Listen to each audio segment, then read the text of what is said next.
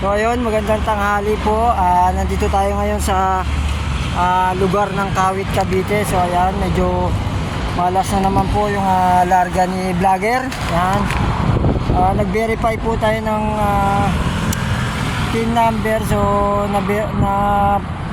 napag-alaman natin na yung PIN number ko pala ay bogus. So hindi po siya naka-computer. So wala po akong PIN number. So ayan, kukuha naman po ng panibago. So kaya po tayo nandito ngayon sa Kawit para kumuha ng sedula. So ayun yung payo ng security guard para makakuha ng ano tawag nito, yung para makapag apply uli ng panibagong PIN number. So ayun, medyo malas. Bakit malas? Ito, papakita ko. Ayun. Oh. Yung sapatos si vlogger ngumanga. Ayun. Yung sapatos po ni vlogger ngumanga. Ayan.